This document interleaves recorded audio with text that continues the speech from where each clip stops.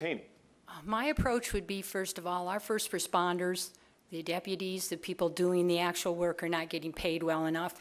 I've talked to several people that have worked in the Sheriff's Department and said some of these deputies, men and women, are working extra jobs. Now, how can you do that to your first responders? I believe that if we pay them well and we give them good training, that they'll be able to keep us safer. I also believe the Safety Center is a magnificent thing. I was there at the opening, and I think if we encourage that, we're going to be giving care to people that have these addictions and the mental illnesses. We won't be putting them in jail. So I think that if we combine that with good training for our deputies, good pay for them, and community sourcing with the deputies, getting them out in the community so people know who they are, that they're there to protect them, and then working with the Safety Center and expanding that Safety Center, which I hope we do, I think we can eliminate a lot of problems and make Knox County much safer. Mr. Anders. Yes, sir. This is kind of right up my alley, and I appreciate the question. You know, there's a lot of things that we can do to make our neighborhoods safer. One of those is to secure our schools. If our schools are safe and our kids feel safe and we feel safe sending our kids to our schools, that makes a difference. Also, the Sheriff's Office could collaborate more with homeowners associations. We could put more officers on the street at a time and just evaluate what we need on the at a time on patrol. But it also takes collaboration from the mayor's office through neighborhoods and working with neighborhood groups, also CAC that provides mobile meals. Those folks can be trained to accept responsibility for caretaking, as they do anyway already. So there's a lot of things that can be done, but I think safer schools and more officers on the street make the difference. Question 3, Mr. Thomas, you'll lead us off with this one, and it is 4 questions in one. Do you support a pay raise for deputies? Do you support a pay raise for teachers? Those are yes or no answers. If yes, how much of a raise and how do you pay for it? So first, the yes or no's. Pay raise for deputies and teachers. Yes, I'd like to see pay raises for both of them. There's no question about it. So how much? You know, that's going to be, the teachers, I think it really needs to be something the school board and the superintendent have to really collaborate on. And I'm hoping that as mayor, the other Bob Thomas, the tall, good-looking one, he and I have a good relationship where I think we could talk and work through that and figure out what he thinks his budget can handle. And then the same thing with the sheriff. I think you have to sit down with the sheriff and really work with him and find out what his vision is going forward for the sheriff's department, because you may be wanting to freeze certain parts of salaries, and then you may want to try to bring some of the lower salaries up, or maybe just in the jail. So it's both of those things I would love to see, but we've got, I also want to make sure the people that are doing it right, the people who are really dedicated employees in Knox County, that we do take care of them. But it's going to work closely with the superintendent, school board, and the sheriff in order to find out what that number is. Ms. Gallman.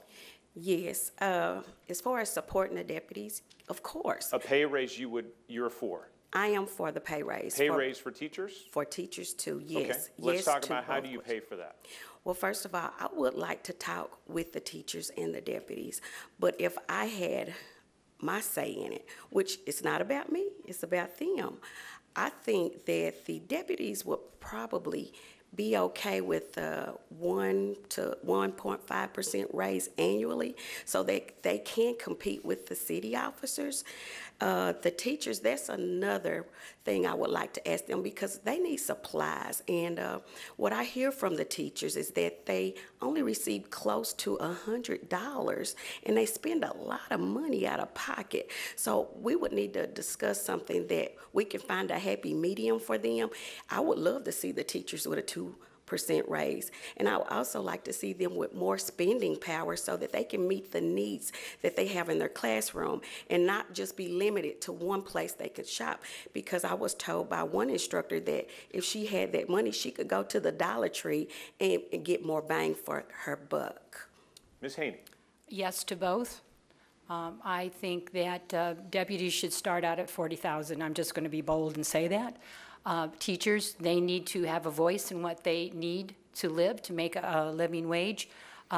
As for teachers and their supplies, I know firsthand this. I belong to a women's club where we collect money and products for the Teachers Depot, where they come and get these things so that they don't have to spend out of their pocket. So I think you'd look at the budget, you'd find the money where you can, and this is vital to make our county work correctly. But you're not ready to put a number for the teachers just yet? No, I think you would have to talk to the teachers, but we certainly can't keep good teachers if we don't pay them well. Thank you, Mr. Anders. Yes, sir. I think that we do need to pay our teachers and our deputies more. And I believe that how you do that is find the median income or have a study such as the Mercer study that the city did some time ago and find those gaps that we're missing. And I think what we'll find is we're going to find that the upper command staff of the Sheriff's Department is probably being paid well and above median, but we need to start at corrections and go up to at least frontline supervisor. Some of those things can be done through attrition and growth. Teachers as well, I think we need to find out where we sit. The state of Tennessee, we are one of the largest funding or best funding counties for our teachers' pay in the system, but when you add the state of Tennessee's dollars that we give away to the balanced education or the basic education program, we drop very significantly. So on the local level, we've done well, but on the state level, the BEP is a formulary that really hurts our state, or our county rather, and we're sending a lot of money to other counties on our BEP plan.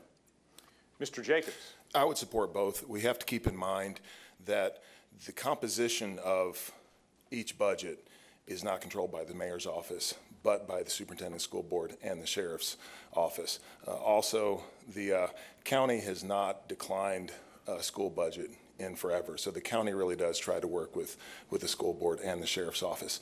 I believe, as a suggestion though, within their budgets, they need to have the flexibility to be able to move the money to where it needs to go. Because like many large companies, what's happened with our large departments, the schools, and the sheriff's office is they have become very bureaucratized, and the money is not getting down to the people on the street and the people in the classroom. And to follow up on what Brad said, yes, we're in the top 5 counties in the state per student that we spend. But when you figure in the BEP, we drop down to 34th. So we have to fight to make sure that that money comes back to Knox County, because that's money that we are paying into the system. And originally the BEP was designed so that poorer counties would be able to have a baseline, a basic education. But what's happening now is some of the more affluent counties have become recipient counties. They get more out of BEP than they pay in. That's wrong. Well, it's wrong for us to be subsidizing other counties across the state. That money belongs to Knox County and should remain here. Ms. Gallman, you'll lead us off on question 4. A key role for any mayor is to be the chief lobbyist, the chief negotiator, chief cheerleader for the community. Let's say a major employer is looking at Knoxville and Greenville, South Carolina. The decision so far, 50-50. Give us your pitch to close the deal for Knox County.